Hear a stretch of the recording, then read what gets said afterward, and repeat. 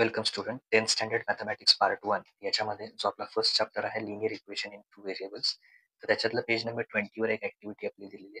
तर त्या ऍक्टिव्हिटीचं सोल्युशन्स किंवा आन्सर्स आपण या व्हिडिओमध्ये बघणार आहोत. ऍप्लिकेशन ऑफ सायमल्टेनियस इक्वेशन्स याच्या खाली पेज नंबर 20 वर ही ऍक्टिव्हिटी. आता या क्वेश्चन मध्ये काय दिलेलं आहे आपल्याला, आय एम सार्थक. तर सार्थकचं एज किती कन्सिडर करायचं आहे, एक्स इयर्स. आणि साक्षीचं एज किती कन्सिडर करायचं आहे, वाय इयर्स. आणि त्याच्यावरनं ह्या 3 ठिकाणी जे इक्वेशन्स येतात ती इक्वेशन लिहायचे. आता फर्स्ट इथे बघा, इथून सुरुवात करूया आपण. Sarthak age is less by 8 then double the age of Sakshi. सार्थकचं एज किती आहे, x. X is equal to, okay, किंवा मी पहिल्यांदा इथे लिहितो आणि स्टँडर्ड फॉर्म मध्ये इक्वेशन इकडे लिहितो. ओके, इथे लिहितो पहिल्यांदा एक्स. सार्थकचं एज काय आहे, एक्स आहे. इज म्हणजे इज इक्वल टू वापरायचं. Is less 8. 8 मायनस करायचे कशातून, double the age of Sakshi. साक्षीच्या एजची डबल करायची म्हणजे मल्टिप्लाय 2 करायचे. 2 multiply y is equal to 8. हे इक्वेशन सिम्प्लिफाईड फॉर्म मध्ये कसं येईल, तर x into 2y is equal to 2y minus 8. मग हा प्लस 2y याच्याकडे येऊन काय होईल, मायनस. म्हणजे लिहिताना कसं लिहिणार आपण, x minus 2y is equal to minus 8. हे आपलं पहिलं इक्वेशन आहे. X minus 2y is equal to minus 8. Okay, किंवा हे जरी लिहिलं तरी चालेल, x is equal to 2y minus 8. दोन्हीपैकी कुठलंही एक लिहा, हे सुद्धा लिहू शकता किंवा हे सुद्धा. तर अशा पद्धतीने ते लिहायचं. हे रफ वर्क आहे, हे नोट करा तुम्ही. हे मी कॅन्सल करतो एवढं. तर हे पहिलं इक्वेशन झालं आपलं, एक्स मायनस 2y. ओके, तर ते मिळालं आपल्याला आन्सर. आता दुसरं, इथे ही कंडिशन दिली, 4 years ago. Okay, just a minute.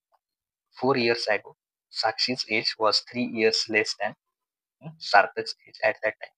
4 years ago. 4 years ago त्यांच्या एज किती असणार आहे, तर त्यांच्या एज मधून 4 मायनस करायचे. म्हणजे 4 year ago सार्थकचं एज किती होणार आहे, एक्स मायनस 4 आहे. 4 years ago साक्षीचं एज काय होणार आहे, लेस दॅन 4 म्हणजे 4 ने कमी होणार.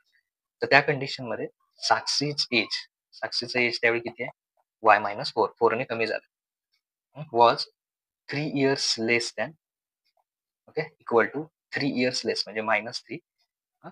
Then Sarthak's age at that time. सार्थकचं एज त्यावेळी किती आहे, 4 years ago, x minus 4. Okay, म्हणजे पहिल्यांदा काय करायचं, दोघांचं 4 years ago जे एज असणार आहे, 4 वर्षापूर्वीचं एज, ते काढून घ्यायचं आणि ही कंडिशन वापरायची. Sakshi's age was 3 years less than Sarthak age. साक्षीचं जे एज आहे ते सार्थकच्या एज पेक्षा कितीने लेस आहे, 3 ने. Okay, y minus 4. तर हे इकडे सगळे आपण हे करूया. वाय मायनस 4, इथे एक्सचं साईन प्लस आहे, तो इकडे येऊन मायनस होईल. किंवा असं करूया आपण, जस्ट मिनिट. ओके, याच्यात सॉल्व्ह करताना 3 ला इकडे आणि मायनस 3 इकडे येऊन काय होईल, प्लस 3 होईल. सो 3 इकडे आलं, एक्स तिथेच ठेवूया. प्लस वाय, सो वायचं साईन त्याच्या समोर बघायचं, प्लस आहे तो एक्स कडे येऊन मायनस होईल. इथे ऑलरेडी मायनस 4 आहे आणि हा मायनस 4 जो आहे तो या साईडला येऊन काय होईल, प्लस 4. ओके, एक्सला तिकडे नेलं, सॉरी, एक्स आहे तिथे ठेवलं. प्लस वायला इकडे आणलं, प्लस वायचा मायनस वाय झाला. मायनस 3 ला इकडे आणलं म्हणजे हा प्लस 3 झाला आणि मायनस 4 ला इकडे. ओके, सो इक्वेशन काय होईल बघा, मायनस 4 प्लस 4 कॅन्सल होईल आणि काय राहील, x minus y is equal to किती राहील, 3. तर हे इक्वेशन येणार, x minus y is equal to 3. हे सेकंड इक्वेशन येणार. तर इकडे the sum of present age of Sarthak and Sakshi is 25. तर आता हे रफ करूया आपण. सार्थकचं प्रेझेंट एज किती आहे, एक्स आहे. साक्षीचं प्रेझेंट एज किती आहे, वाय आहे. एक्स प्लस वाय, सम म्हणजे काय, त्यांची ऍडिशन. तर एक्स प्लस वाय किती येणार आहे, 25. ओके, तर हे त्याचे आन्सर असणार आहे. X minus y is equal to 3, x minus 2y is equal to minus 8 आणि x plus y is equal to